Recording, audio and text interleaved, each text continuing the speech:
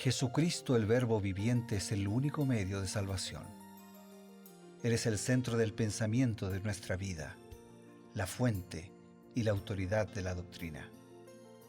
El principal propósito de la vida de Cristo fue la obediencia a los mandamientos, exaltando la ley de Dios como un reflejo de su carácter.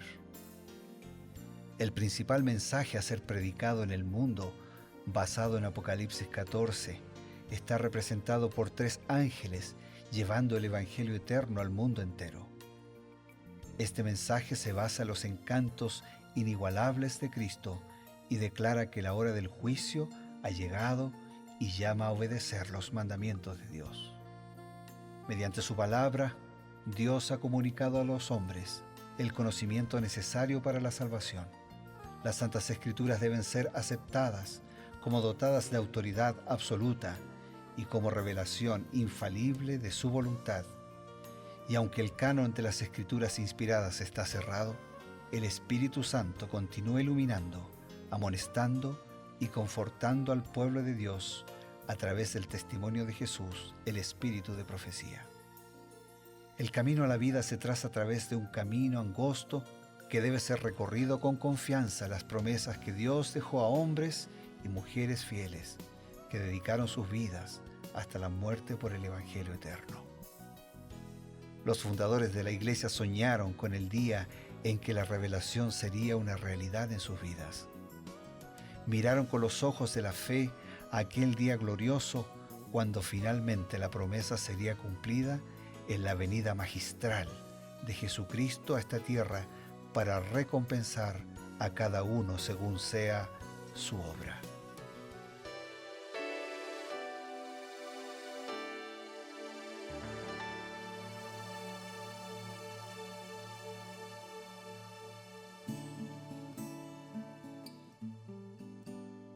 Bienvenido a su programa Cree en sus profetas, un programa de nuevo tiempo diseñado para el estudio de la Biblia, complementado con el espíritu de profecía, los escritos de Elena G. de White. Creemos de que Elena White fue una escritora, profetisa, que el Señor llamó para un tiempo muy importante del proceso del pueblo de Dios, en torno al año 1844, que trajo como surgimiento el movimiento adventista, un movimiento que su mayor interés es predicar el pronto advenimiento de Jesús y la necesidad de estar preparado para ese momento tan importante, ¿no es así? Sí, creemos eso y creemos eso porque le explicamos las pruebas bíblicas y las condiciones que alguien tiene que reunir para ser considerado un profeta, porque sus dichos se han cumplido, porque sus dichos nos llevan a Jesús, porque están de acuerdo a todo el contenido de las Sagradas Escrituras y porque sus frutos también revelan ese contenido, los frutos de su vida, de su actividad, de su accionar. Así que la consideramos una mensajera del Señor, no para reemplazar la Biblia, sino para conducirnos a la Biblia. Muy bien, en ese contexto entonces vamos a leer Jonás capítulo 4, versículos 1 y 2. Aquí está el enojo de Jonás. Pero Jonás se apesadumbró en extremo y se enojó. Y oró a Jehová diciendo, ahora, oh Jehová, ¿no es esto lo que yo decía cuando aún en mi tierra? Por eso me apresuré a huir a Tarsis, porque sabía yo que tú eres Dios clemente y piadoso, tardo en enojarte y grande en misericordia, y que te arrepientes del mal.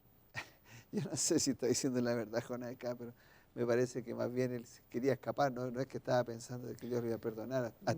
Pareciera ser que arrancó nomás y después ahora dice, ve, yo sabía cómo. Él estaba como es, más preocupado en su estatus de profeta, ¿no?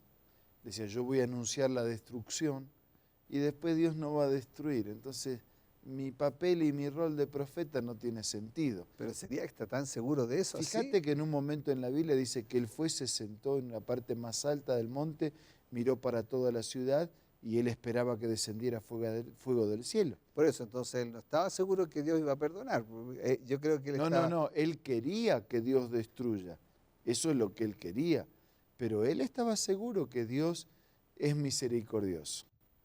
Fíjate, yo sabes cómo me lo imagino Jonás cuando estaba allá en la montañita mirando la ciudad, si fuera con un celular de hoy, sacando una selfie, ¿no? Así él, su rostro y detrás una ciudad incendiada. ¿Sabes por qué? Te lo voy a decir ahora, lo que iba a decir después. El objetivo de Dios al enviar un profeta a Nínive era salvar. Por eso le dijo, tienen 40 días para arrepentirse. El objetivo de Jonás al predicar en Nínive era, serán destruidos. Señores, ustedes van a ser destruidos por sus pecados. Fíjate lo que dice Elena de White. Cuando Jonás conoció el propósito que Dios tenía de perdonar a la ciudad, que a pesar de su maldad había sido inducida a arrepentirse en saco y ceniza, debiera haber sido el primero en regocijarse por la asombrosa gracia de Dios. Pero en vez de hacerlo, permitió que su mente se espaciase en la posibilidad de que se lo considerase falso profeta. Celoso de su reputación, perdió de vista el valor infinitamente mayor de las almas de aquella miserable ciudad. Pero al notar la compasión manifestada por Dios hacia los arrepentidos ninivitas, Jonás se apesadumbró en extremo y se enojó y le preguntó, ¿no es esto lo que yo te decía estando aún en mi tierra? Por eso me precaví huyendo a Tarsis, porque sabía yo que tú eres Dios clemente y piadoso, tardo en enojarte, de grande misericordia y que te arrepientes del mal. O sea, claro, Dios dijo, señores, si ustedes siguen en esto, se van a la destrucción. Pero si ustedes se arrepienten, Dios quiere la salvación, no quiere la destrucción. Si no, no les habría dado 40 días para la predicación y para escuchar un mensaje. Claro. Así que el propósito de Dios era salvar. En este momento el propósito de Jonás era cuidar su reputación. Claro, pero el mensaje es, en 40 días Nínive será destruido. O sea, no dice, si ustedes se arrepienten, no va a ser destruido. Dice, va a ser destruido. Sí, va a ser destruido. Pero Dios está amonestando y avisando que de persistir en esa actitud serán destruidos. Pero Dios no quería la destrucción. Sí, y ahora me queda más claro porque dice, yo esto lo decía estando aún en mi tierra. Lo que yo decía, es como si Jonás tuvo un diálogo con Dios y le dijo, sabes, yo no quiero ir porque tú los vas a perdonar. Y él dice, sí, vas a ir igual, aunque yo los perdone, si se arrepienten. No, es que yo te conozco, Señor, los vas a perdonar, no quiero ir, ¿para qué voy? Y finalmente dice, no voy, y no se fue. Sí, pero él también estaba con un mensaje equivocado. Yo insisto en esto, Dios no lo envió a avisar que Nínive va a ser destruida. Dios lo envió a advertir, a amonestar y a prevenir del juicio para que puedan ser salvos. Pero él estaba más preocupado en su estatus de profeta, porque había falsos profetas que anunciaban y no se cumplía. Entonces él estaba más preocupado en un anuncio que no se cumple que en el plan de Dios de salvar y rescatar a una gente que no merecía ser salva. Qué maravilloso. Tener ese Dios nos da tanta tranquilidad, ¿no? Jonás capítulo 4, versículo 9 al 11 ahora, lo último. Entonces dijo Dios a Jonás, ¿tanto te enojas por la calabacera? Y él respondió, mucho me enojo hasta la muerte. Y dijo Jehová, ¿tuviste tu lástima de la calabacera en la cual no trabajaste ni aún la hiciste crecer, que en espacio de una noche nació y en espacio de otra noche pereció? Y no tendré yo piedad de Nínive, aquella gran ciudad donde hay más de 120.000 personas que no saben discernir entre su mano derecha y su mano izquierda y muchos animales. Vos fíjate ese Dios que dialoga para que su profeta entienda, ¿no? Dice, Dios hizo salir ahí esa calabacera que le dé sombra, que lo cubra un poco del sol, y después se molestó. Dice, tú no hiciste nada por eso, pero te molestaste que se secó una planta. Y yo no voy a tener, dice, piedad por 120.000 niños, porque el niño es el que no sabe discernir entre el bien y el mal. Dice, yo no puedo tener una ciudad que tiene 120.000 niños. ¿A ti te parece que los grandes no merecen mi misericordia? ¿Y los niños que no saben lo que es bueno y malo? Para eso tampoco puede haber oportunidad. Dios quería dar una oportunidad a los adultos, claro, pero le estaba diciendo, pero también hay niños que necesitan una oportunidad. Entonces, a ti te compadeces de una planta y yo no me puedo compadecer de 120.000 niños. Fíjate lo que dice Elena de White. O sea, ¿cuánta gente tenía la ciudad? 800.000 estiman algunos historiadores. Wow, tremendo. Confundido, humillado e incapaz de comprender el propósito que tenía Dios al perdonar a Nínive, Jonás había cumplido, sin embargo, la comisión que se le diera de amonestar a aquella gran ciudad. y aun cuando no se cumplió el acontecimiento predicho, el mensaje de advertencia no dejaba de haber procedido de Dios. Cumplió el propósito que Dios tenía al mandarlo. La gloria de su gracia se reveló entre los paganos. Los que habían estado en tinieblas y sombra de muerte, aprisionados en aflicción y en hierros, clamaron a Jehová en su angustia y librólos de sus aflicciones. Los sacó de las tinieblas y de la sombra de la muerte y rompió sus prisiones. Envió su palabra, los curó y los libró de su ruina. Yo no me imagino un Dios que dice, qué bueno que el pecador está siendo destruido. No es ese Dios. El Dios de la Biblia es, qué bueno que el pecador se arrepintió para no ser destruido en sus pecados. Ahora, yo encuentro extraordinario de que Dios aún, ¿no es cierto?, de la dureza de Jonás, Él cumple igual su plan, ¿no? Salvar, perdonar. No tiene que ver con a veces los instrumentos somos más tropiezo para Dios que lo que correspondería. ¿Sabés que si nosotros tuviéramos que resumir el libro de Jonás en 4 palabras, 6 palabras, yo digo así, en el capítulo 1 de Jonás, Jonás huye. En el capítulo 2, Jonás ora. En el capítulo 3, Jonás predica. Porque Dios vuelve a repetir el mismo mensaje y el mismo cometido que le había dado en el primero, solo que él huyó. Dios no cambió su plan de salvar. Y en el capítulo 4, Jonás aprende. Si Jonás hubiese orado cuando le dio el mensaje, él no habría huido. No tendríamos capítulo 1 de Jonás.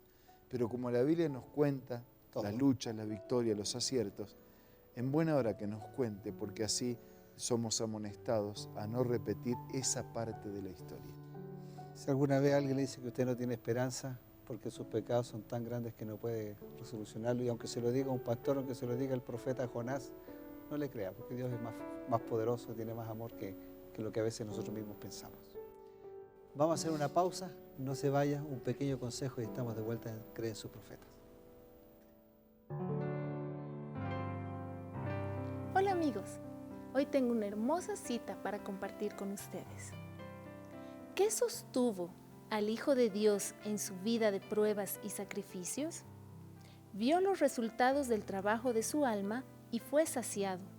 Mirando hacia la eternidad, contempló la felicidad de los que por su humillación obtuvieron el perdón y la vida eterna.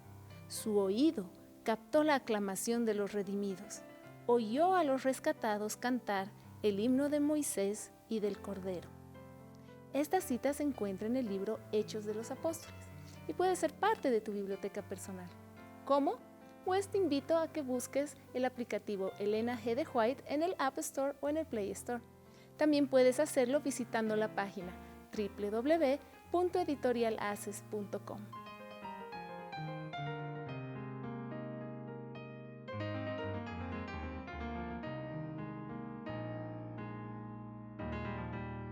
Gracias por estar con nosotros y acompañarnos en su programa Cree en sus profetas. Les recuerdo que usted puede seguir estudiando la Biblia a través de estudielabiblia.com, que son cursos gratuitos que Nuevo Tiempo ofrece para usted. Pastor, por favor, los consejos finales. Mirad cuál amor nos ha dado el Padre, que seamos llamados hijos de Dios. Aún los ninivitas, aún aquellos tan lejos y tan distantes de Dios, tuvieron su oportunidad. Usted y yo la tenemos todos los días, hoy una vez más. Vamos a aprovecharla. Ahora vamos a orar. Gracias, Señor, por tu amor que no declina. Gracias por tu amor que no desiste. Gracias por tu amor que persiste, que persevera, que nos busca para salvarnos. Señor, gracias porque nos has encontrado. Ayúdanos a no huir más de tu presencia. Ayúdanos a hacer tu voluntad y a cumplir con tu misión. Bendice a todos, lo pido y lo agradezco en el nombre de Jesús. Amén. Amén. Queridos amigos, muchas gracias por estar con nosotros y será hasta un próximo capítulo de Cree en sus profetas. Adiós.